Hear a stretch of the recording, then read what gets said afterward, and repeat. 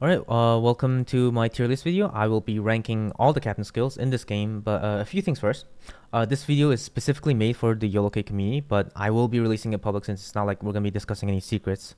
It's actually mostly going to be just basic information. It's been a while, probably like 7 months or so, since I made a training video for the community, so there's probably a lot of new people. If you don't know, I used to play for Kraken a couple of years ago. I'm a pretty experienced Hurricane player and have also played for KSC and QQ7, who I believe they're now called Epoxy. And with that out of the way, this tier list is only meant for competitive clan battles, not randoms or any of the other game modes. So I won't be ranking submarines or carriers. How important a lot of these skills are drastically changes between the game modes, so you gotta keep that in mind. Beyond this point, it's pretty unscripted, so I'll probably forget to mention a few details. But if there are things that I'm going to miss, I'll just post it in the description or in the comments. All right, let's get on with the ranking. We're gonna start with destroyers, and essentially, here's how I'm gonna do it. S tier is basically mandatory. There's almost no situation where you don't want to go grab this skill.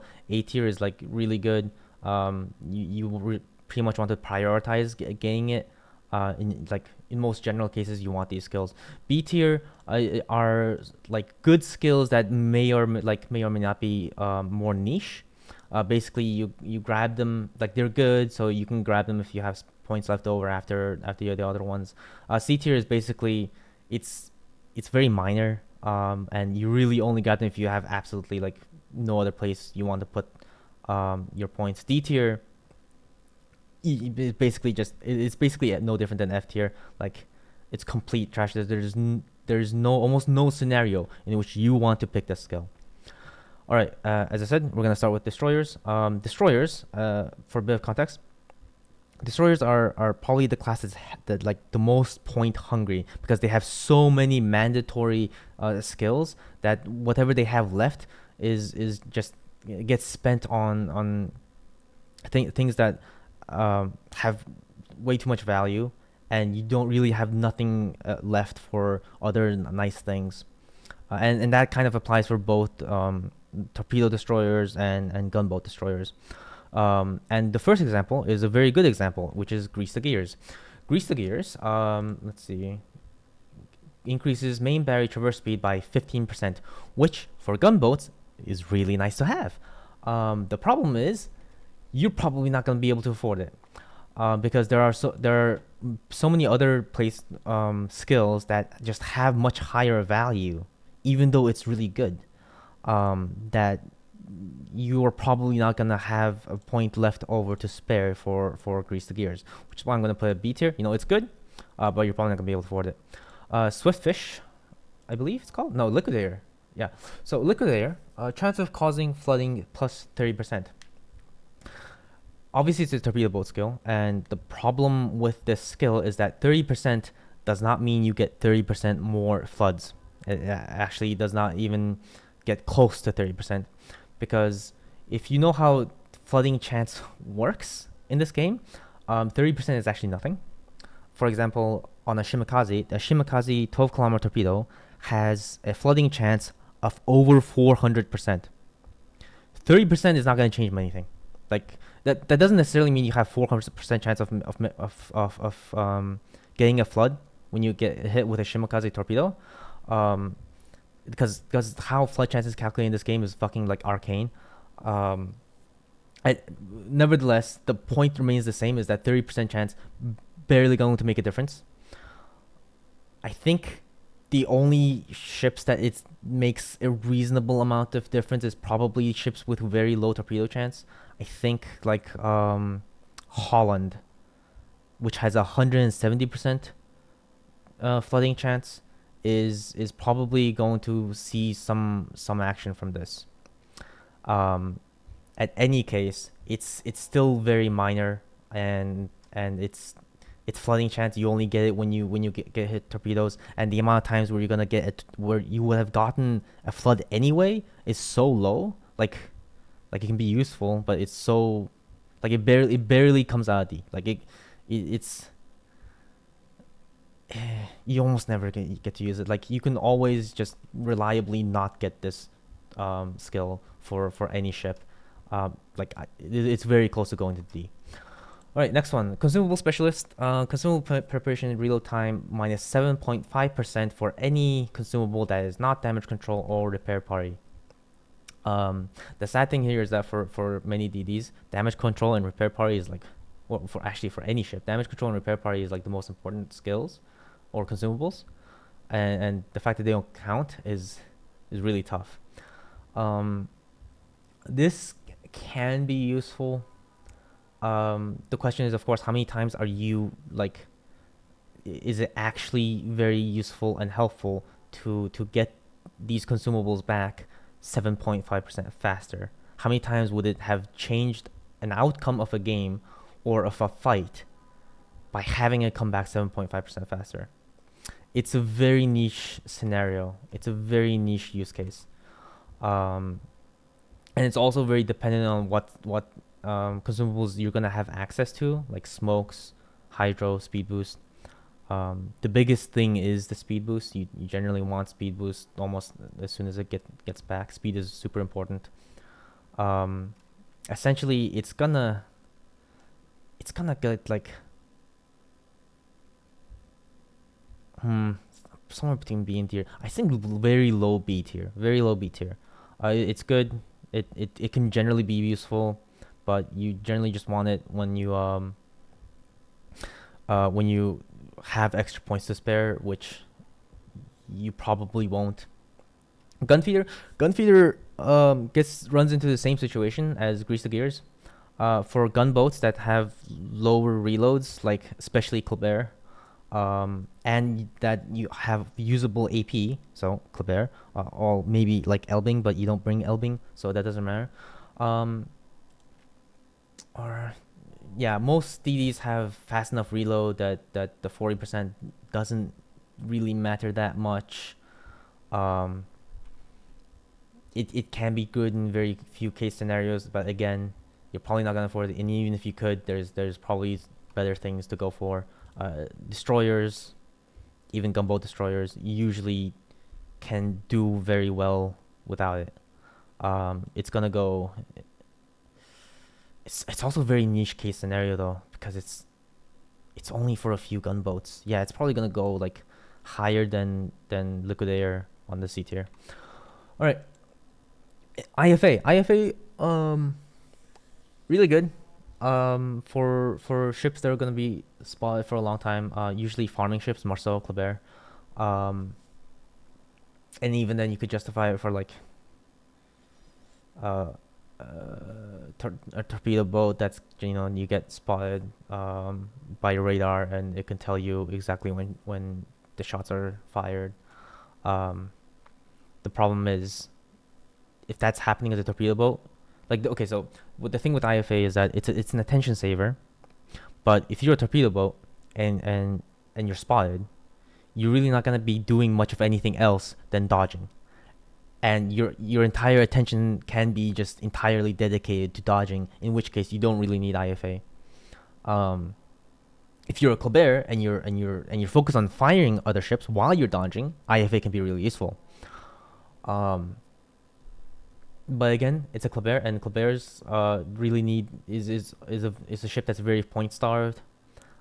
If you are playing at Hurricane level, you can generally go without it. You can generally have enough attention. Like if you see any of my replays, I usually don't have IFA, and I am zooming in and out of my ship, of the scope, so frantically. Like it's actually disorienting to watch my replays because I'm doing I'm going in and out like a maniac, because I'm constantly checking if there's any shells coming, because I don't have IFA. That's something I can afford to do because I'm used to it. But you may not be used to that, so IFA could be very useful for you. The thing is, again, it's so, even if it's a one pointer, you're gonna be so point starved. It could be good. Generally, it's a very good thing. It's gonna go in the top of B tier. But you're probably not gonna be pretty point starved for it. All right. Preventive maintenance, pretty much your mandatory first pick for a DD, because DDs get their ship broken all the time, and it's very important. Even if it like saves you from getting your ship broken just like a few times, um, it's pretty much worth it as a 1 point skill. What this does is actually increase the I believe what it does is increase the HP of your modules by 30%, which has a pretty decent effect, especially on your first engagement of not getting your shit kicked in. And a lot of a destroyer survivability comes down to its ability to maneuver. So if you can like minimize the amount of times that you get your steering gears, engine taken out, it's very useful. It's also just useful not to get your torpedo tubes knocked out when you're like torp rushing someone. Um, you're still gonna it's still gonna be very common, but this makes it less common, which is good enough. And it in terms of value, it beats everything else here, no matter what kind of destroyer you're using. So it pretty much goes into S tier, but like it's not that good. But it beats everything else in one tier, and you have to pick one skill in that tier anyway. So it's kind of like lowest tier, probably on the very low end. Demolition Expert, plus 1% fire chance. Similar with Liquid Air, plus 1% doesn't mean you get 1% more. In fact, with fire chance, because because of most fire chance is so low, like 7%, 1% is actually somewhat big, especially for destroyers. It's a lot bigger than any of the other classes. It can be really good. It's 2 points. Generally, the only other skill in this set that beats it is Last Stand, because Last Stand is basically mandatory. If you're a gunboat, you're generally going to have the points for this, and you generally want this to be taken. So it's gonna be the first one in A tier. It's gonna be on the low end of A tier, I think. But it's still pretty important. It does make a difference. One of the main concepts in clan battles is called DCP stress. Basically, the more fire chance you have, the more stress that you put on your opponent's DCP, in which means more chances of getting permanent fires. So yeah, it's minor, but if your entire team has Demolition Expert, it actually compounds on itself, and it's pretty good. So Swiftfish goes mainly, so obviously like similar with Liquid Air, it's meant for torpedo boats. 5% more torpedo speed. The amount of times that it's gonna have enough impact where you would have gotten a worse outcome without the 5% speed, it's an unreliable skill, right? Because there's even moments where for your torpedo going 5% faster makes it so that your opponent would have dodged it when they wouldn't have been able to if it was slower. In any case, like many things when it comes to torpedoes, 5% speed, it comes down to luck. Generally, it's better to have more speed. And it's 5%. It used to be like a flat bonus, which was like really good for lower speed torpedoes that really needed it. But because it's 5%, the lower the torpedo speed is, the lower actual speed you get out of Swiftfish. I don't know why they made that difference. They just kind of devalued the performance from the skill. It's not that important. It's somewhat nice to have if you're building a torpedo boat. It's nice to have, but it's like it should be pretty low on the priority list. Anyway, next on consumable enhancements. It's, let's see here, 10% to basically any consumable that matters that isn't DCP and heal. This one is pretty good if you have consumable that like makes or breaks the game for a ship. Generally for like especially small end, 10% more radar it can make or break the difference between getting a pick on a DD or not. 10% more speed boost, especially on a small end, where it has like an insane 30%. I think it's 30%. Um, speed boost is very very good to have. Then again, it is it is kind of niche, and it is 2 points. It's very expensive. So if you're building a competitive build, really you grab it if like much like the other consumables thing. You grab it if you have points left. It's better than the other one. Definitely, it's better. I'd say it's probably a bit more worth than Swiftfish. It's really dependent on what consumables you have and how much you depend on those consumables. Extra heavy ammunition, AP damage 7.5%. So this is like specifically for ships that are gonna that have good AP. And there's really only two that you're gonna be like, using AP on, in that you would bring to clan battles. Elbing or daring, and Elbing you don't bring to clan battle, so it's just pretty much just daring. And daring itself, generally you don't want to bring daring to clan battles because it's so slow. Yeah, it's otherwise it's just a waste of 2 points. It's like it goes on. At least it's better than look there. Pretty much. Yeah, let's see here. All right, priority target. Problem is it costs 2 points. And how many ships are pointing at you while you're detected? You generally don't want to be detected anyway if you're a torpedo boat, so it's like the amount of times you get to use this is very low. And if you are a gunboat, like how many times does it matter how many people are pointing their guns at you? Like I cannot think of a single moment where I made a different decision because I knew exactly how many people had their guns pointing at me.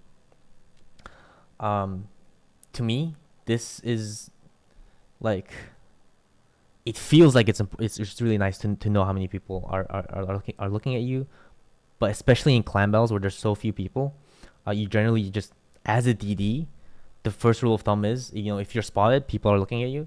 So just expect it. You don't need priority target to tell you that you're a priority target as a destroyer in clan battles. So generally it's useless.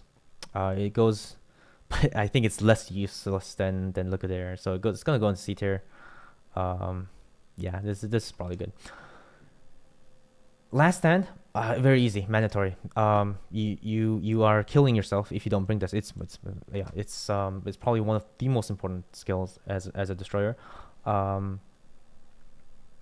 Without this, you're basically like, you get caught once, you have your engine taken out twice, and then you're just dead because you can't move.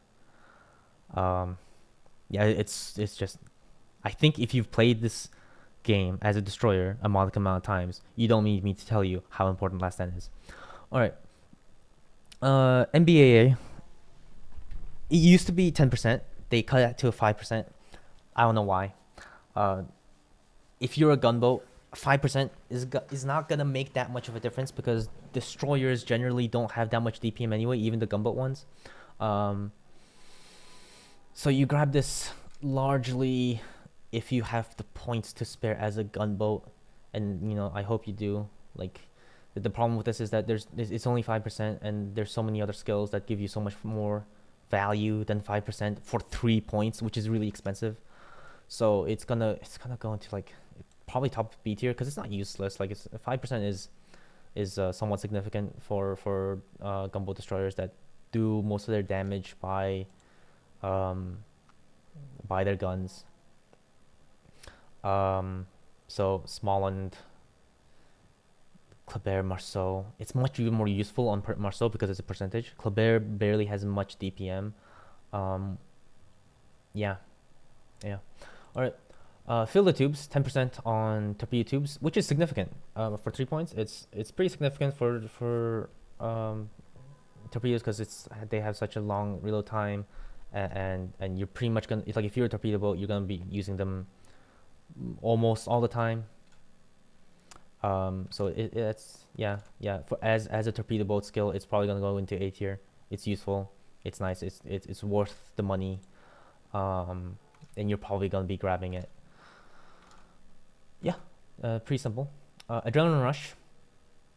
Adrenaline Rush is like one of the staple ones. You could. It's very general purpose, and you know if in most games you're gonna be losing HP, you're gonna be getting that bonus. Um, you could. Let me think. Like you get essentially with this skill, if you didn't have the improved version, you're going to get fill the twos by half HP, right? And you're gonna get near double the bonus of fill the tubes by if you're like really low. So Adrenaline Rush is just generally really good. It's definitely more valuable than fill the tubes. In fact, I'd say it's more valuable than Fire Chance. Yeah, it doesn't necessarily go into S tier because it's not always mandatory. There are certain builds where you drop Adrenaline Rush because you generally don't plan to get hit. You're not a gunboat, you're a torpedo boat, and none of the things that you're tasked to do is that risky. In those cases, like you could drop it for something more important. But usually you're gonna grab it. Usually you want to grab this. IFHE, really dependent on the ship. Most destroyers have absolutely no use for this. It's like mainly for like destroyers that are gonna have like 30 millimeter. Like for Kleber, 23. You're really not gonna go through more armor that's worth going through. Like you get 26, which is a lot of cruiser armor, but even then, it's really not that worth it, especially for 3-point. Again, destroyers. Your skills are a lot more expensive than others because you have so many mandatory skills. So you're gonna end up.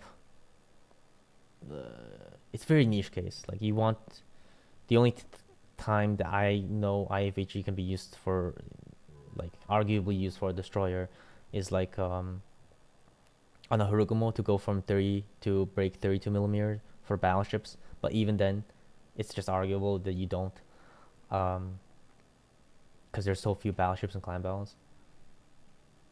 Yeah, IFHE is rarely ever useful. It's a solid for destroyers. It's a solid C tier. It's so expensive. It's probably gonna go on the top of C tier though because there's times where it can be like kind of nice. Superintendent, one of those things that is either going to be like absolutely necessary, especially for like a small one. It gives you a very like one more heal, one more radar, one more speed boost. That's insane. Kleber, you like one more.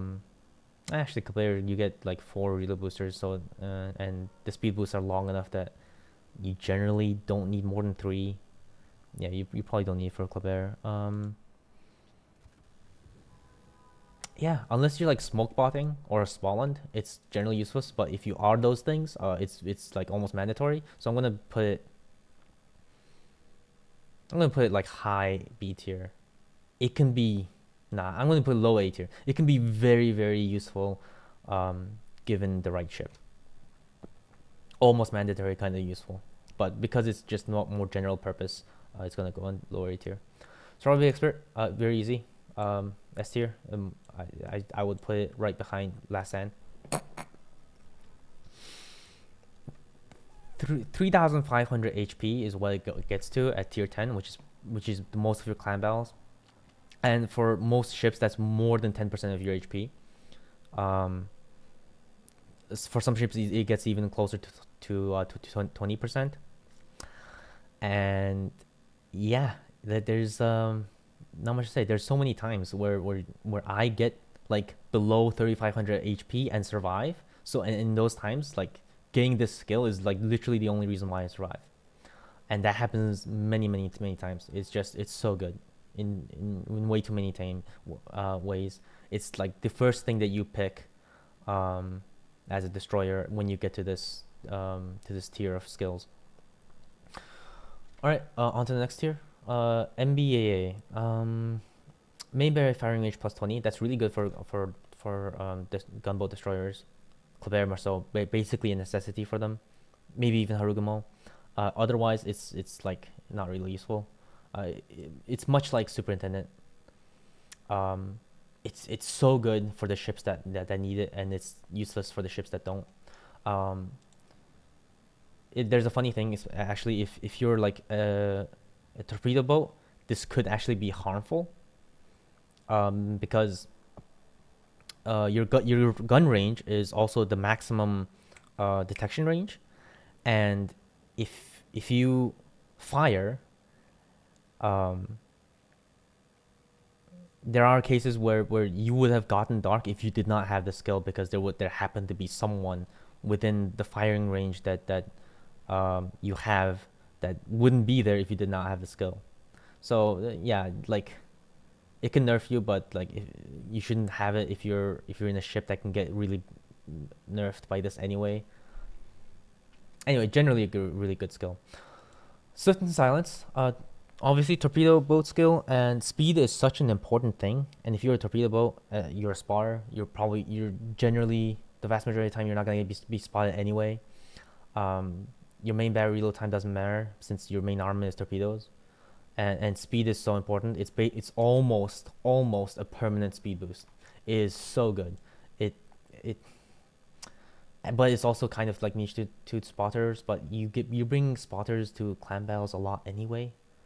I'd say it's more important to fill the two. I'd say it's more important than fire chance, but probably not as important as adrenaline rush.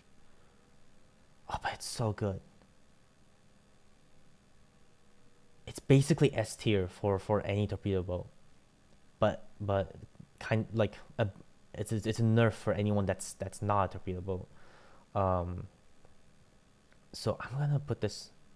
Yeah, I'm gonna put this as low tier. You're really not gonna bring this to your gunboat anyway. So like when it's apparent to you, it's basically an S tier all the time. Um, RPF is super easy. S tier. S tier, probably I would say even more value than a 2-point last stand. It brings so much information, especially this destroyer who's gonna be usually on the front lines. If you know how RPF works, like how it exactly works, because it doesn't point directly at the closest ship. It points in a cone.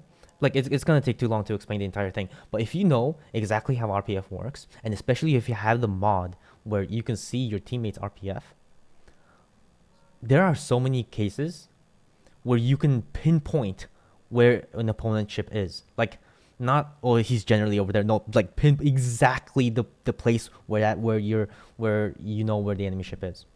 Um, it takes knowledge of how RPF works and some intuition and game knowledge. But there are so many times where you can just do that. And as a spotter, you could like predict where that ship is gonna be depending on where they are, and predicting where they're going or what ship they are can be very easily guessed, especially in clan battles where there's so few ships. And just the amount of information RPF gives you, even indirectly, not just like how close a ship is to you, it gives you so many more information than just that. It is so important. Yeah, information wins games, and RPF is one of the main ways that the game information gives information to you, and it's pretty much mandatory. There's really some gunboats that don't want to like they don't have to take this because their points start for so many other things. But even then, they want like if your gunboats are not taking it, you're gonna have your cruisers take it because the RPF is just so important. It's probably gonna be like S tier for the cruisers too. Anyway, Fearless Brawler, 10% reload time. If you're spotted, obviously for gunboats that don't care about being spotted, mainly Kleber, Marceau. Even Smalland, if you're going for a comp that is built on like getting a pick off really early, or Ragnar.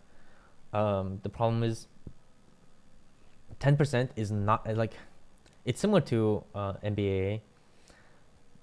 Is that because it's a percentage? A lot of the gunboats that have pretty low DPM don't get much out of it, and like the best ships that get the most out of this is the ones that have high DPM, like Smalland and Marceau. Otherwise, like it's good. The gunboat DDs don't have much of anything else to pick. Like you're gonna be trying to min max anyway, So it's good for those, but it's not that great. It's not gonna go into S tier. It's not like the same as Swift and Silence, where it's like so fucking good. It's still gonna be in A tier. I'm probably gonna say yeah, higher than Fire Chance, lower than uh, the Adrenaline Rush, because much like Fill the Tubes, like you get Fearless Brawler basically when you're at half health. So it's gonna get less value, especially when it's 1 point more extra. Yeah. All right. Concealment Expert, very easy, very easy. I think. Oh man, I think RPF and Concealment Expert is like almost gonna be in the same tier. No, Concealment Expert is gonna be more important because you're gonna get like if you have a 10-point commander, you're gonna get Concealment Expert before you get RPF. It's just way too mandatory. For almost every ship in the game, concealment is what dictates so many engagements. Well, not dictates, but like determines how so many engagement can be done, and it also just allows a lot more plays that otherwise would not be possible with that 10%. It allows you to survive better if you need to disengage. It allows you to get closer to your opponents before you start a fight. There's so many ways that Concealment Expert is mandatory.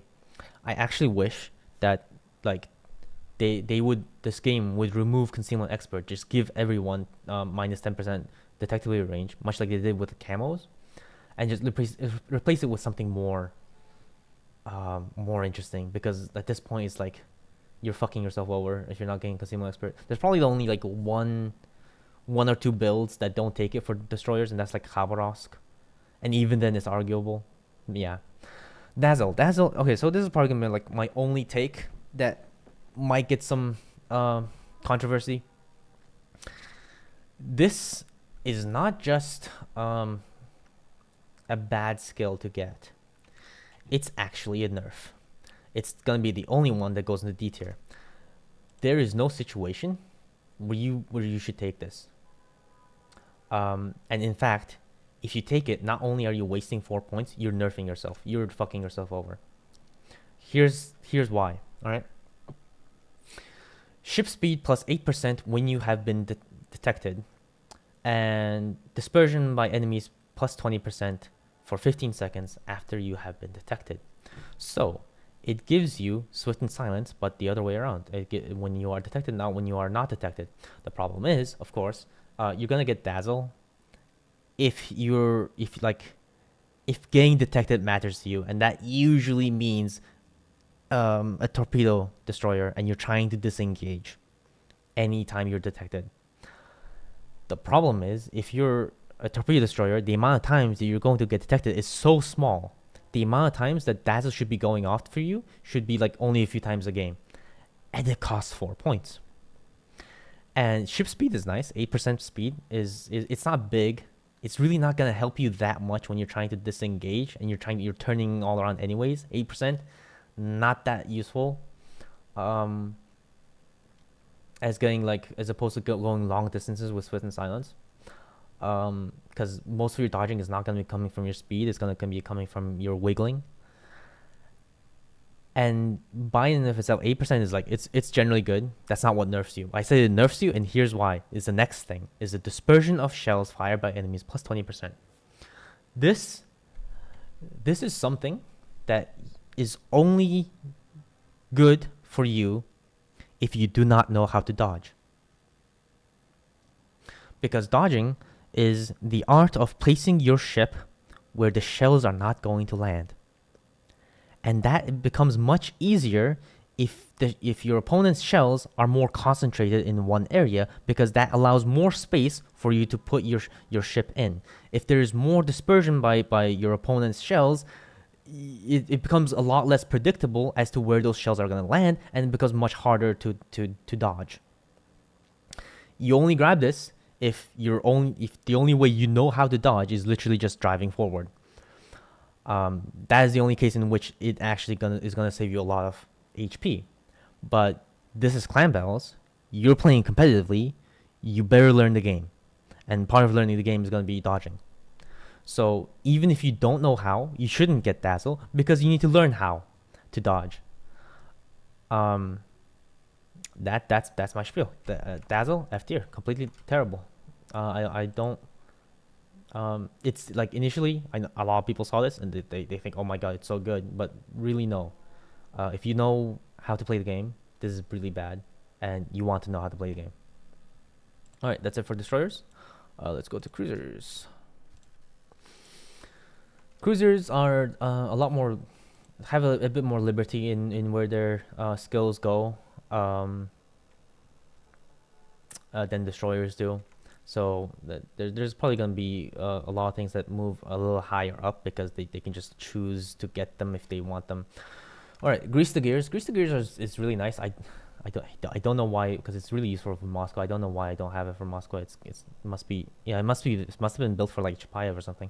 Anyway, it's really useful, especially for ships with big guns that turn really slowly. And as a cruiser, your guns are your main is your main tool to win the game.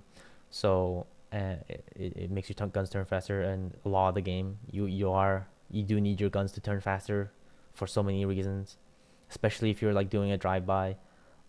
Is so crucial. It just has so many use case scenarios, but it's not necessarily mandatory. I would say like very top of A tier. Let's say Swiftfish. You're a cruiser. Your guns, as I said, your guns are your main thing, not your torpedoes. You don't bring a cruiser into Clan Battle because of his torpedoes. That's just never a thing. Um, Genon is like really the only ship that could get a significant use out of this, and you don't bring Genon to I'm gonna put on D tier. You don't bring Genon to Clan Battles. Consumable specialist. 7.5% to anything but DCP and repair party. It's pretty good, especially if you have radar. You could like having radar back 7.5% can sometimes mean the difference between protecting a cap and not. Um, it makes hydro cycling a lot easier, radar cycling a lot easier. If you're a ship that has reload booster, it can be nice a lot.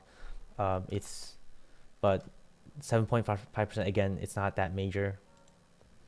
So it's kind of useful. So have it if you have points left over, which you might. Gun feeder, an extremely crucial one. Actually, it's almost mandatory. Among the 1 point skills, I would say it's actually the most mandatory one. Usually in clan battles, you're bringing a heavy cruiser with a pretty low reload times, like 10.4 seconds. You're gonna need it. There are so many times where there's someone like where you need to switch from HE to AP, and you need to do it fast, and because like the window of opportunity to get a broadside shot, there's just so many times where the window of opportunity is very, very small, and you need to make it in that time. And not having gun feeder is so painful as a cruiser. It's in almost any cruiser, and I'm gonna put it in S tier, probably low S tier. IFA is much similar to destroyers, but it's a bit more valuable, because especially for kiters, IFA is something that really useful for kiters, especially like active kiters. As an active kiter, I mean like a kiter that's gonna be responsible for doing a lot of things, and not just like waiting at the home cap and kiting. Because there are many situations as a cruiser where you have to fire back, and that requires concentration that you may not be able to give for shells coming back at you. It is also like somewhat useful for pushing ships, because you need to know, like it can be useful to know if there's shells coming at you from a vector that you're not paying attention to. It's generally just an attention saver. It can usually, if there is a cross shot coming, though, your team should be covering for you, telling you that there's a cross shot coming from somewhere, which negates the effects of IFA a bit. But as a 1 point skill, it's really good, but you can afford not to take it. I would say it's slightly less worth it than Grease the Gears. All right, Last Stand. usually you're in a heavy cruiser, you're not gonna have much of a problem. Usually with your engine and steering gears being taken out, that's yeah. Um, that's really only usually a problem if you're playing a light cruiser and you just don't bring many light cruisers to clan battles. So it's more like a B tier. If you are bringing a light cruiser, you're probably gonna put it in smoke anyway. In which case, it's not gonna get shit on that much anyway. There's so few ships that need it. I think San Martin is probably like the only nice kiter that has a problem with its thing, engine and steering gears getting taken out. Otherwise, it's just not that useful. Yeah. Oh, and like I think in tier 8 it's really useful for Bayards, but we generally want to focus on tier 10s. Demolition Expert, much like for destroyers, same concept, except that cruisers have a lot more DPM and a lot more fire rate than destroyers do, so it actually is more useful and more valuable for cruisers than it is for destroyers. It's gonna go into yeah, it's gonna go a little less valuable than Gears to Gears. I think that's fair. You generally want to have this. The good thing about Demolition Expert is that among all the other skills of the tier of the second tier, it's the most valuable one. So even though it's not that valuable on its own, it gets it essentially becomes mandatory because it's the best skill that you can have from the second tier. It's not that it's good; it's just that there's nothing else that's really that good as Demolition Expert on the second tier. Fill the tubes. Same thing as Swiftfish. Torpedoes is not the reason why you should be bringing a cruiser into clan battles. At least it's a bit more useful than Swiftfish. All right, consumable enhancements. 10% more radar is so useful. Is like especially on radars that are relatively short, like Petro. Just a bit more, half a second of radar can in so many times can mean the difference between getting a pick, can mean the difference between protecting a cap, mean the difference between like getting just one more good salvo in. And the longer that you have them on radar, the you're extending the duration in which you can also get your blind fires in, and you're extending the duration in which someone who may not have been able to shoot comes into the fray and be able to shoot. There's so many good use case scenarios, especially if you're in a ship with speed boost. 10% more speed boost is really useful because speed boost tends to last a very long time for cruisers that do have it, usually French cruisers, and 10% more is actually pretty significant. It's generally pretty good. I'm gonna put this A tier, and I'm gonna say like a little less worth it than Demolition Expert. And like it comes right after it. Eye in the Sky. If you have a spotter plane, it's pretty good. The thing is that like the spotter plane, like clan battle maps are small in the first place. Usually most cruisers have enough range already. And if you're kiting, like it's really only good if you have a spotter, you have a thing that can get a spotter, where it's actually useful to have a spotter on your ship. And the problem with it is that most of the competitive cruisers do not have spotter. And even if you do have spotter, it's not going to be the consumable that's going to make that much of a difference, as opposed to Demolition Expert or consumable enhancements. Like, it's useful if you do it, but this is clan battle, so it goes like maybe top of C tier. Yeah. All right. Priority target. This is basically the same review as destroyers. It's usually useless to know how many people are aiming at you, because generally speaking, you should already know that without it telling you, even as a cruiser. The only time where as a cruiser this could be like kind of good is if like you can kind of tell when a destroyer has shot its torpedoes at you, because they switch to from their guns to their torpedoes and then back to their guns, and you can see that happen with priority target. The problem with that is that especially in very competitive scenes like high typhoon, hurricane, a lot of people are gonna be switching back to their torpedoes and not fire their torpedoes because they're just checking your speed or checking other things, or even like, and then switch their torpedoes, decide not to torpedo and just save their torpedoes for a better time. Um, it's just unreliable to use it for that purpose, and it costs 2 points. Like if you really want to know, like IFA does half the job of priority target. In fact, I would say IFA has more worth than priority target. Like if you put priority target as a tier 1 skill and it only costs 1 point, I would still take IFA first. Yeah, it's just not worth it. I would put it at C tier. I would put it higher than Eye in the Sky. Yeah. All right. Next one. Focus fire training. It's an AA skill. Yeah. All right. Heavy HE. Wait. Oh, it does give you airstrike armament reload time. So there is a, I guess you could like argue that it's something that you should take for Dutch cruisers if you are bringing a Gudenlu with ledge mod, which can be really good at taking out things. So in that, there's only one ship that uses it, otherwise it's completely useless.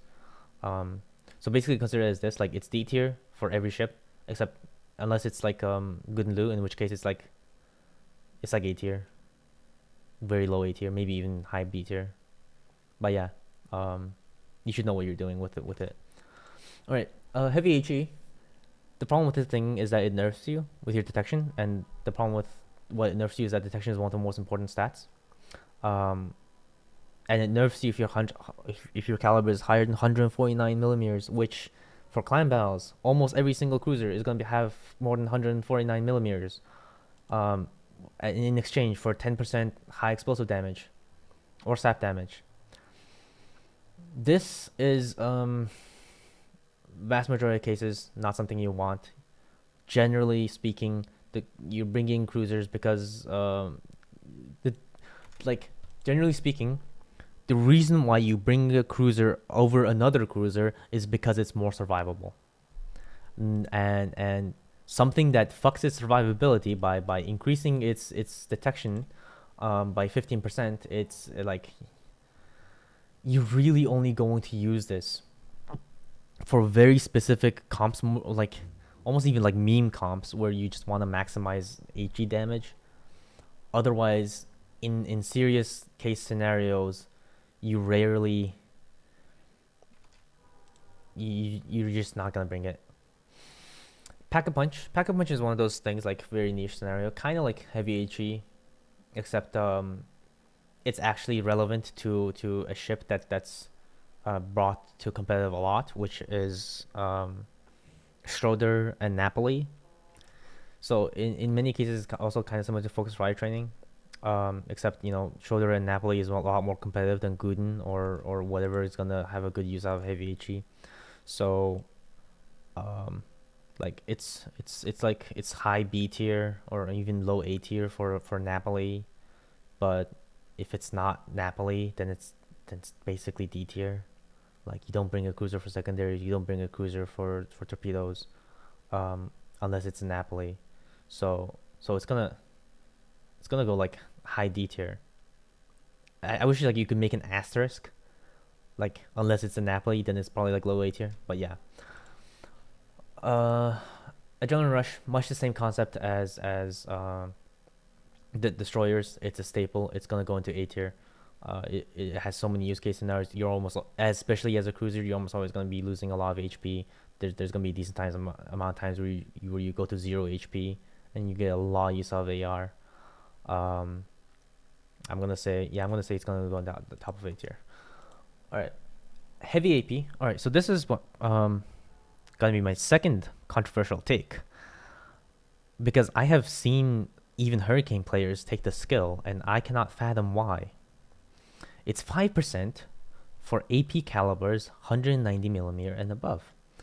The problem with that is that AP DPM on cruisers that have more than 190 millimeters, the DPM is not that good anyway. 5% is not that much.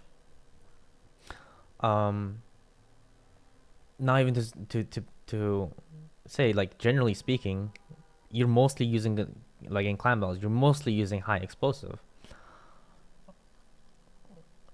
because DCP stress is such an important thing. Even if it's a Stalingrad, okay, let's think of it this way, all right? Calculator.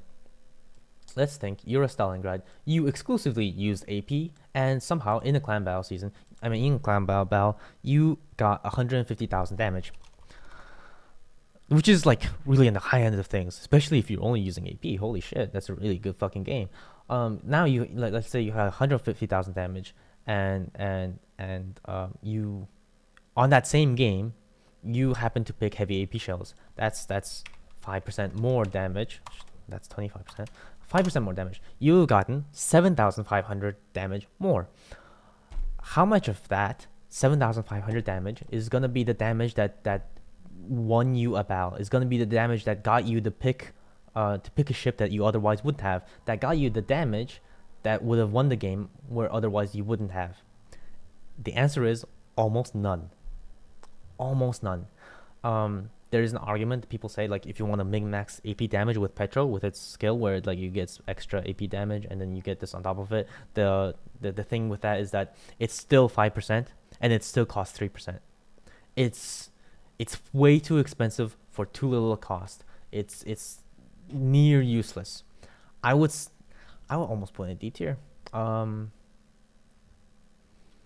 There's just no situation, like even with the ships that have the best AP, where it's worth it for 3 points to get this thing. Okay, here's the thing, all right? If this skill, let's say I'm playing Des Moines or Petro or Moskva or Stalingrad, ships with really good AP, and this point was a 1-point skill along with these ones, I would still grab Gunfeeder first.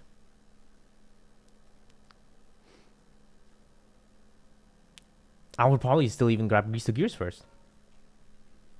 Yeah. In many ways, this is worth less than 1 point for me. I'm gonna put it in D tier. If you have a problem with it, that's your problem. This is a hill I'm willing to die on. This is near worthless. All right, Superintendent. Cruisers, mini cruisers, especially because all of them have heal, can make or break a game with Superintendent. And especially because a lot of times you're bringing a cruiser because it has radar, and the amount of radar usage is also very important. It's pretty much S tier. I would say yeah, way more valuable. It's basically a requirement. The reason as to why I do not have it on my Moskva, if you're wondering, is because this Moskva is built for randoms, and in randoms, this one is built for Chapayev, which Chapayev does not need it because it doesn't get a heal. But I probably wouldn't even take it for Stalingrad, because for randoms you get an extra Superintendent anyway if you get the first kill, and I usually do. But anyway, that's beside the point. Survivability Expert, more HP, 4,500 HP. Obviously not as useful as Destroyers because it's less portion of your hit points. It's probably gonna be around close-ish to 5% of your HP. A bit more than that if for Moskva, but it's still really good because there's still a lot of cases where you survive on less than 4,500. It also improves your heal because the more HP you have, the better your heal is. So it's actually more than 4,500. So yeah, mainly because it gives you so much. I'm gonna pay it on high A tier. It's definitely worth less than AR. I would say, yeah, I would put it there. It's pretty important, but you can get rid of it for many other things. It's not like an absolute necessity. Top grade gunner. Secondary barrier reload time minus 10%. Like it really only matters to Napoli and Schroeder. Otherwise, pretty much ignorable. What it is important is the 8% main battery reload time when someone is in your detectability range, when your opponent is in your detectability range, and especially for ships that have really high detectability like Moskva or Stalingrad, this can be triggered very easily for a reliable duration of the game.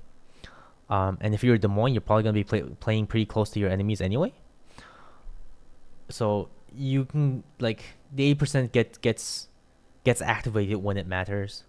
You generally want more reload when the ship is closer.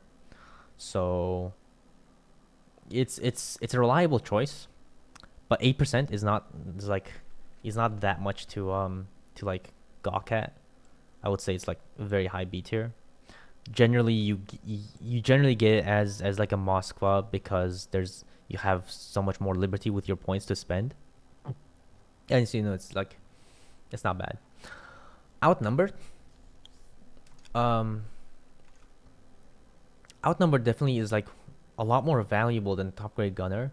The issue with outnumbered is that the activation scenario is more applicable to kiting ships. But so there's less ships that can use it, reasonably use it, and get get it active, because you generally just want this on your kiting ships. But your kiting ships really need that speed, and 10% dispersion is always amazing.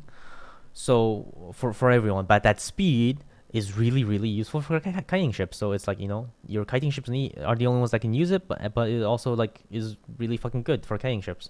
So it's actually more valuable for kiting ships than it is for top grade gunner. I would put a low A tier. I would actually say it's higher than IFA. It's just the bonus is just really so fucking good for kiting ships, and kiting ships is what you use it for, as I said.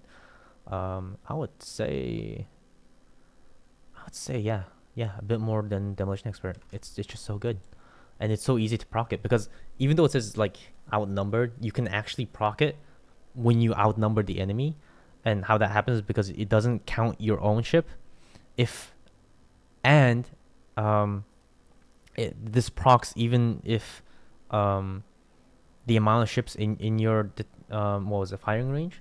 Yeah, firing range is equal to your ally ship. So if you are in a 2v1 where you and your ally is going against one opponent, this is going to activate because it's equal, because your own ship doesn't count. So it's just so easy to activate as a kite flank ship, and the bonus is just so good. Yeah, RPF, generally the same concept as DDs. It brings so much information. It's really good.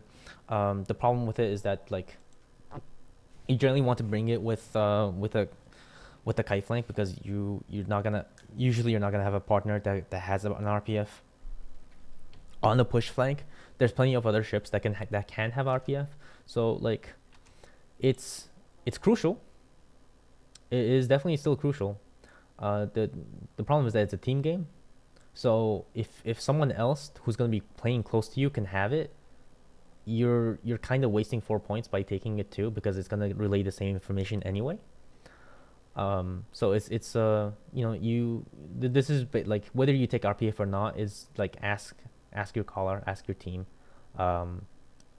You generally want to have at least 2 RPFs that are playing far away from each other in the same flank. But beyond that, the value of RPF lowers the more of your team has it. So it matters on who has it and not how many people have it. So yeah, if you're designated the RPF person, then it's S tier, and if you're not designated RPF person, it's kind of B tier. So it's still really fucking good. I would say it's like the highest on the A tier. IFHE is something that like, man. In some cases, IFHE is gonna be the thing that makes a cruiser viable. In very like IFHE is something that's very specific to the meta, to what ships are banned, to what tier it is. Like it's so dependent on so many things, and like the rating can change. In some seasons, it could be absolutely fucking useless, and in some seasons, like almost everyone's fucking bringing it in their cruisers. So yeah, it's very dependent. I'm going to put a B tier. It's just it depends. On highly depends on what's happening with the season. Concealment expert, so it's super easy. It's more important than anything for cruisers. anything else that they have in case there's like there is not a single cruiser in my mind that does not need concealment expert. Yeah, it's a necessity. No more to be said. This one, it's all right. So this is funny. A skill. So you would think I would put it at F tier. And yeah, it is going F tier. It's not even used for airstrikes. But I'm gonna go a bit of a tangent here. This skill would actually be a lot more useful if because there's like an the opposing dyadic relationship here between the permanent effect and the automatically activated effect, right? Because the permanent effect makes your AA 25% good, better, which is really nice. If planes were a problem in clan battles, but it's not. But suppose that planes were a problem in clan battles, then the more AA that you have, the less the activated effect happens, because the faster you shoot the planes down, the shorter amount of time that you spend getting that ship consumable preparation in reload time minus 50%. So it like the permanent effect actually nerfs its automatic effect, which is kind of funny. I would be interested in a skill where like where this fucks your AA so hard, like into the ground, like you almost have zero AA if you take this, but you keep the ship consumable reload time the same.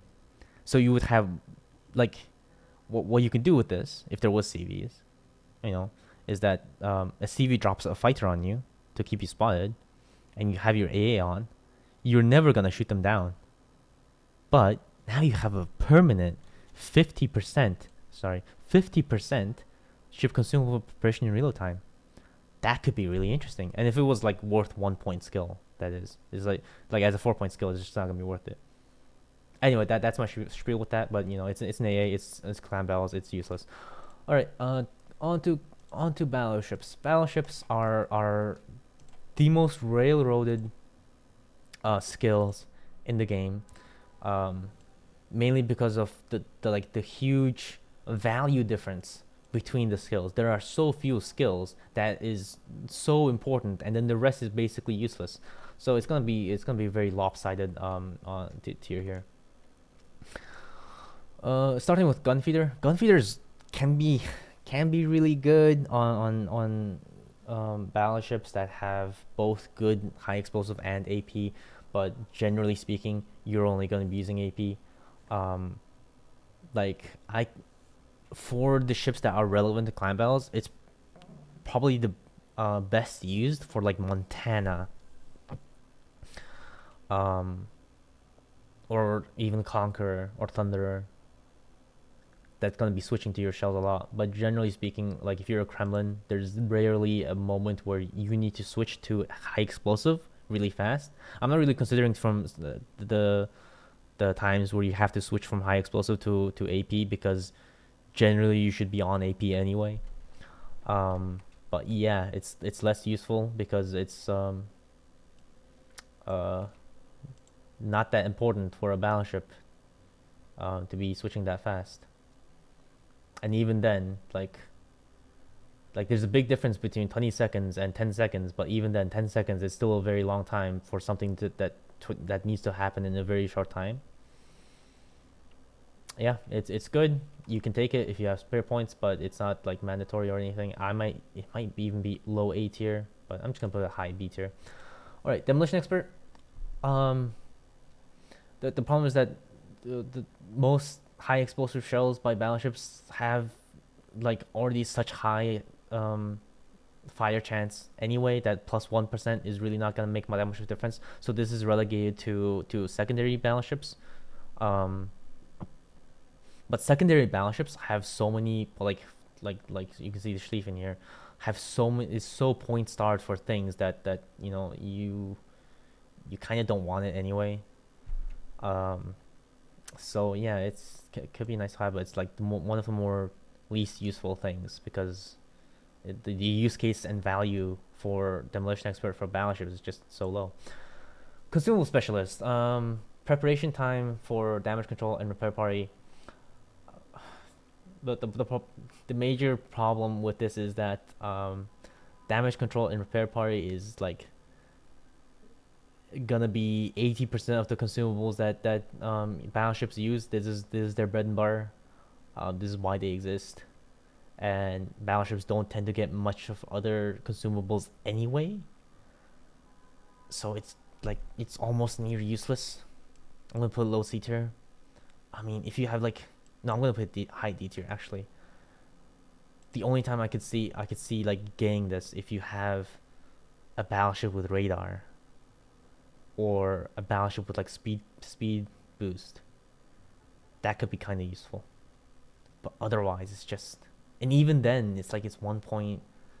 Yeah, D tier. Emergency repair specialist, it's 3%.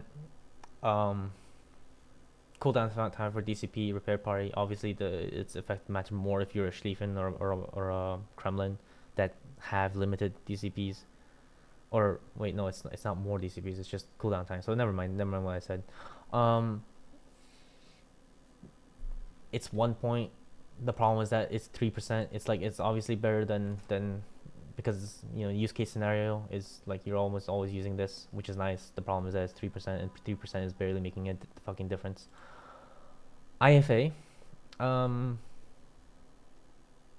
so the purpose of IFA is that you know when the shot is coming, when the shot is fired, so that you know what maneuvers, when to do your maneuvers to dodge the shells. The problem with that for battleships is that you're a battleship, and unless you're like a Libertad, you're not gonna be dodging shit.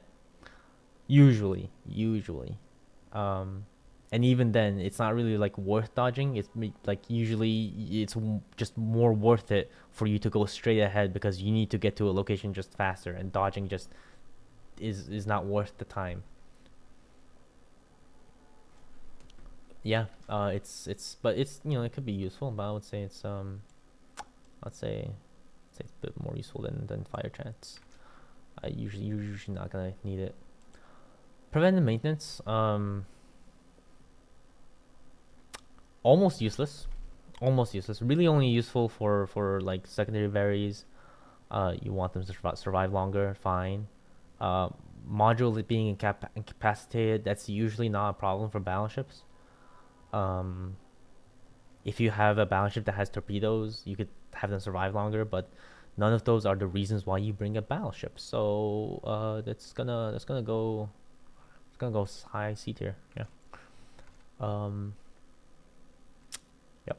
All right. Grease the gears. Grease the gears is very important. Guns are one of your. It's very similar to cruisers. Guns are one of your most important things. So unless you're like going full on secondaries, your main battery, how fast they turn is super important, especially for battleships, because battleships gun traverse is pretty bad, almost on all of them.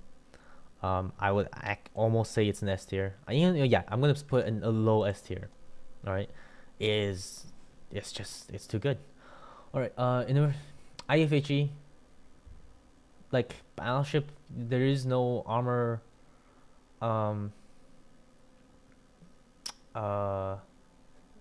Differences that you're gonna like armor. What was it called? Thresholds that you're gonna pass with battleship HE, because it's so high anyway. So you really only get this on secondaries, for your secondaries on like a Schlieffen to make your 105 millimeters pen 32 millimeters, so they can pen other battleships. But even then, in clan battles, there's only one or two other battleships anyway, so the use case scenario is very limited. You could also use this to get your secondaries to pen cruisers, which is actually more useful than getting it to pen cruiser than getting it to pen battleships. So you could use it, but like secondary battleships are generally not used in competitive anyway, generally. So it's very niche. I'm gonna put it low B tier. It's useful for the ships that want it, and completely useless for the ships that don't. Brisk is really nice. For most normal battleships, it's pretty damn useful to get to a location 10% faster, usually at the start of the game when you're not spotted. And because there's no, carriers, or usually there's no carriers because there's hybrids now, but usually that's not a problem. Just having 10% more speed, especially like if you're bringing a Burgon or something that's pretty fast, it's good. It's fucking good. I'm going A tier, low A tier. Vigilance. Actually, going back to this, just on a general term, speed is one of the most important stats in competitive. Just gotta make sure to say that. Anyways, moving on. Vigilance, almost completely useless. Acquisition range of torpedoes by 25%. The thing is that you're a battleship. Even if you see the torpedoes 25% further away, it's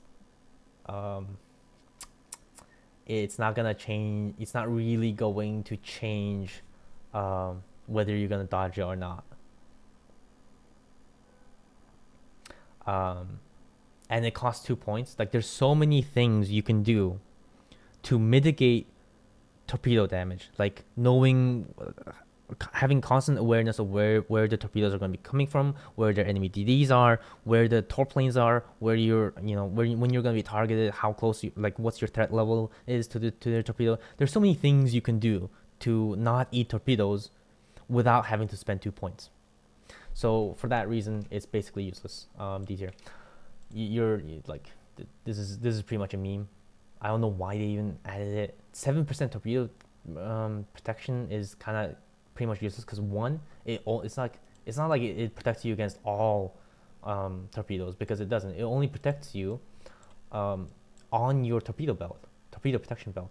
So if a torpedo lands like on the front of your ship, there is no belt there.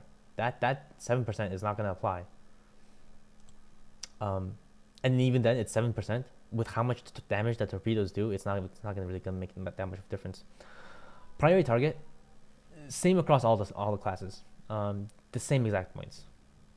And especially for battleships, how many people are aiming at you is not going to make a difference as to what decisions you make.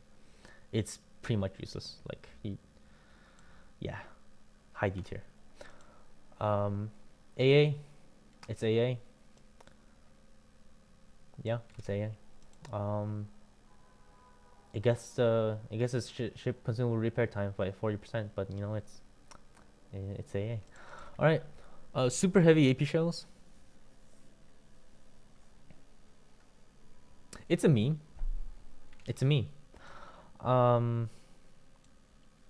Kind of useless. It comes to the same kind of problem as what was it? As heavy AP for cruisers, and that, like, 7.5%, that's rarely going to be making the difference of winning fights, winning games, getting ships picked off. It's definitely more significant than 5%, but only by 2.5%. It costs 3. The main issue with it is that it costs 3. Increasing the fire and flood times by 25%, unless, like, the only ships that don't care about that is Conqueror, and you're probably not going to be bringing Conqueror. So in most situations, this is not enough to make up for the AP damage increase. The fire and flood damage basically just means that the total damage you're going to take from fires is plus 15% instead of plus 25. Even then, this is like an overall nerf to your ship. Like, if you don't care about fires, then you're a Conqueror, and if you're a Conqueror, you're really not gonna care about 7.5% more AP damage. You're generally slinging high explosive anyways, usually. So even here's the thing: if this skill costs 0 points, I still wouldn't pick it. Yeah, last of D tier. It's generally a nerf. Long range secondary barrel shells, only used for secondary battle ships. A very niche case scenario, but for those that need it, it's pretty good. Yeah. AR, much like the other ones, good. It's a stable. Yeah, you can't go wrong with it. Basic survivability. So how much? Okay, so this is the equivalent of survivability expert for cruisers and destroyers, because as a balance ship, a lot of the damage you're going to take is going to be from fire, and this reduces that by 15%. The problem with basic survivability is that it does not reduce the total damage in the end that you're going to take from fire, because that's not how it works. It's fire duration and not fire damage. Here's what I mean. If you DCP a fire before the 15% is over, like is even gonna come, this basically it's the same as not having basic survivability. It's only when you eat a fire damage to the full duration that this skill comes into effect, but and only in the last 15% of that fire. The actual amount of HP that you save with basic survivability, on average throughout many battles, is much lower than you would expect. Right, the flooding recovering time, like sure it's nice to have, but usually you're gonna DCP that instantly anyway as soon as you get a flood. So it's usually not a consideration. The main thing is the fire extinction time. The module restoration time, most people don't give a shit. Fire, yeah, it's the problem with this thing is that it's nice, but it costs 3 points, and what, like, compared to adrenaline rush and compared to like improved repair party readiness, this contributes to your survivability far more than basic survivability does. If this was a 1 point skill, right? Actually, yeah, it would definitely beat emergency repair specialist. So maybe if this was a 2 point skill, I might get it. If this was 2 points, but it's not worth. But it's not 2 points. It's 3 points. It's not worth 3 points.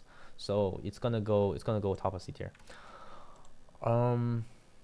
Improve repair party readiness. This is really good. It gives you an extra heal. Like, what more can you want? You're a balance ship. Heals are your thing because you heal so much because you have higher HP. Usually you want this in most battle ships that you bring, especially like on the most competitive battle ships like Kremlin. Um, one of the battle ship's main job is to tank damage, and if you're tanking damage, you get more out of this. It's just it works so well with the most of the battle ships that you bring. It's gonna be A tier. It's in some cases it might even be more worth it more than Adrenaline Rush, but I'm gonna put it right behind Adrenaline Rush. All right, this it's AA. Yep, it's AA.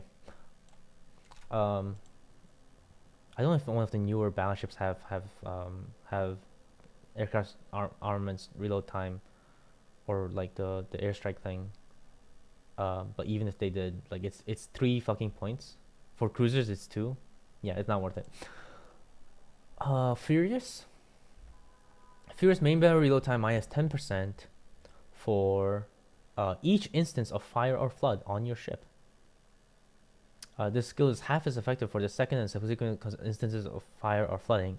Alright, so that means if you are playing a Conqueror and you have 4 fires on you, that would be 10 plus 5 plus 2.5 plus whatever is half of 2.5. It doesn't really matter. That's you're mostly looking at around 18-19% maximum reload time, which is pretty damn good. The problem is that there's so few ships that want this.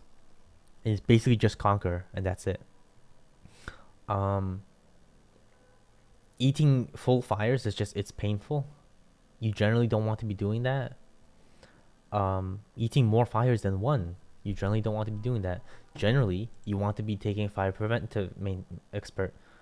And if you're taking this, it's actively nerfing Furious, because that's like decreasing the amount of times you're gonna get fire and how many fires you can have in the first place. But generally, you want this anyway. So that makes it so that you only get this if you're playing a Conqueror that you're not gonna have fire prevention expert anyways.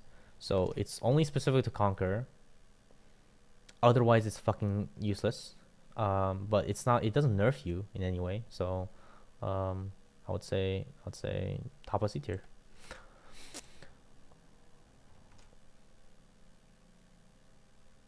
Actually, no. It's less useful than all of these. It's like it's very niche. So I'm gonna put Yeah, I'm gonna put it here. Yeah, that's fair. All right. Next is manual secondary barrier aiming. It's a secondary thing. It's much like the other one. It's pretty much a necessity if you're a secondary ship. But if you're not a secondary ship, it's useless. So and generally you're not gonna be bringing secondary ships or secondary battleships to clan battles. So it gets B tier. All right, close quarters. Also a secondary thing. If someone's within your secondary range, you get minus 10%. The good thing is that if someone being in your secondary range is the moment that you want more reload time, the bad thing is that it costs 4 fucking points, and generally, like you're bringing a battleship for survivability, as well as firepower, and not just firepower. So yeah, it's more valuable to have survivability on a battleship than it does to have firepower, because most battleships already have enough firepower. Um, I'm gonna put this here. Yeah, because even sometimes if you're playing a secondary battleship, you don't bring this because it costs so much. I'm gonna put it low B tier. Um, ERE, damage control, number of damage control, repair party plus 10, number of repair party, basically required. Basically required. Um, no matter what ship you're bringing. The only times I see this not being required is if your strat calls for your battleship to fucking rush in at a very critical moment and not expect to survive. In that case, you're not gonna get much use out of this. But that's a stupid strat. Don't use it. Yep. Concealment, much like the other ones, pretty important. Almost mandatory. Not as mandatory as as ERE, but still pretty much mandatory. Fire prevention expert, pretty much mandatory if you're not playing a Conquer. So that's about it. Yeah, I think I've sufficiently explained it all. If I need to explain like why you need less fires on your ship further, actually on fire prevention, I did have this debate before, so maybe it is worth mentioning why fire prevention expert is so fucking good. Because some people don't realize it. They just look at it like, risk of catching fire minus 10% doesn't seem to make that much of a difference. Yeah, it doesn't. But that's not the main reason why you take it. The main reason why you take fire prevention expert is the maximum number of fires on your ship minus 1. And people think, so what? That's you still can get set on fires. Like, there's no, the ape brain thinks the maximum fire you can be on is 4, and the maximum of fire that you can be on is 3. But whether you're on 3 fires or 4 fires, both are still really fucking bad, and it's not gonna make much of a difference if you're on 1 more fire. That's not how it works. Generally, that saying is true, but what you don't understand, if you actually believe that, is that how fire actually works on battleships. So battleships, actually most ships really, can get set on 4 fires, but how these fires can happen is dependent on the sections. All ships in clan battles have a fore, an aft, front and back, and midsection. 3 sections that it's split to, and each section has a limited amount of fires that it can be set on at one time. The fore and aft can have 1 fire only. If it's set on fire, it cannot have a second fire set on it, right? Essentially, if you have a fire set on the fore aft, any shell that hits the fore aft virtually has 0% fire chance, because it cannot spread across to the other sections. It's limited to the front section. But the midsection is different than the other 2, because it can get 2 fires set on. So when shells hit on the midsection, right, and let's say that the shells have 16% fire chance, a fire happens, and unlike the other sections, those shells that continue hitting after the fire still have 16% fire chance, because the midsection can have 2 fires.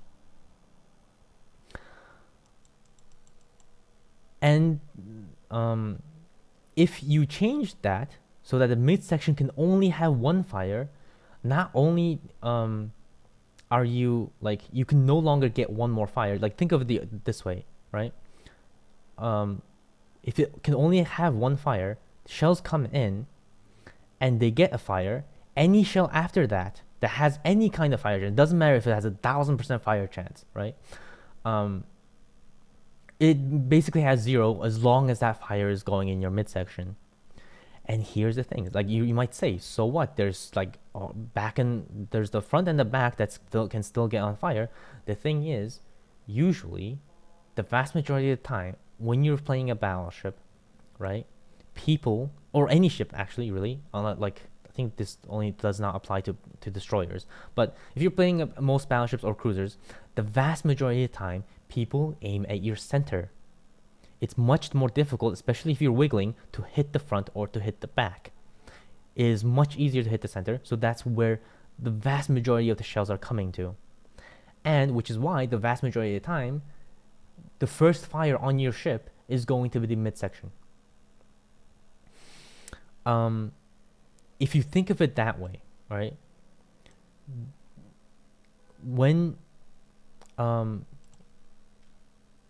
you take fire prevention expert and you're getting so much shells coming down on you, it can actually decrease the total amount of fires you get you are lit by up to half, because all the shells are coming down to your midsection, and the midsection is it's a huge part of the ship on most battleships. Once they put one fire on you and you do not DCP, which is why it's like bad to DCP one fire, all right? Any shell that comes after you that keeps hitting on the midsection, which is gonna be the vast majority of them, has zero fire chance until that fire runs out. And as long as that's the case, you are preventing a second fire, and thus you are actually having the amount of fires that would be put on you otherwise. The only time that doesn't apply is if, by dispersion or by bad aim or, purposeful good aim, someone gets some shells on your front or aft and gets another fire on. In that case, you have two fires. But even then, it would be two fires instead of three. And that's 1/3 less fires that you're going to be on. It saves so much of your DCP stress, which is something that I've talked about before, to have fire prevention expert. And DCP stress is how you kill a battleship in clan battles. Most times, it's the most reliable way. Which is why it's basically required, right? All right, that's the last thing I have.